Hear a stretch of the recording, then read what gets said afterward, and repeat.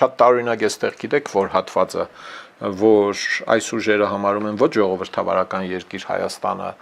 եւ ասում են, որ ճնշումը անընդունելի է իրավական եւ ժողովրդավարական պետությունում։ Այստեղ հարց կա էլի, Ծառուկյանին լահանգիստ թողնենք էլի 8 քաղաքական ուժերին, հայ հեղափոխական դաշնակցություն, հայաքվե ազգային քաղաքացիական միավորում, հայ ազգային կոնգրես, Հայաստանի Հանրապետական կուսակցություն, Բարգավաճ Հայաստան, Դեմոկրատական այլընտրանք,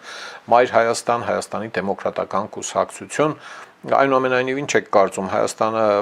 ինչ որ չափով կոնե ժողովրդավարական է, թե չէ, մասնակցում է կնդրություններին, ժողովրդավարական է, դատապարտելիս ժողովրդավարական է, իսկ հրապարակային բազմաթիվ ելույթներում պարզվում է Հայաստանը բռնապետական է, քաղբանտարկյալներն են լիքը եւ այլն եւ այլն։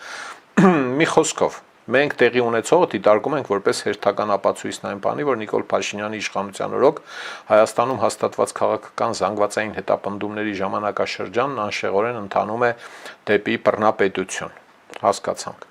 Ակնհայտ է, որ այս հատվածաբար եմ կարևոր հատվածներ ըստիս դուրս եմ բերել, ակնհայտ է, որ այս հետապնդումները պայմանավորված են բացառապես Գագիկ Ծառուկյանի քաղաքական գործունեությամբ։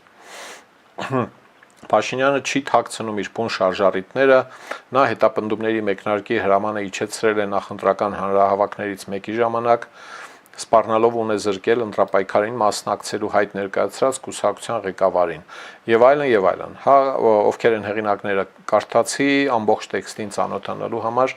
բարդ չէ, համացանցում կարելի է գտնել կարդալ, տարբեր լրատվամիջոցներ վերարտադրում են այս տեքստը։ Սիրելի ժողովուրդ, խնդրում եմ լայքել եւ բաժանորդագրվել ալիքը։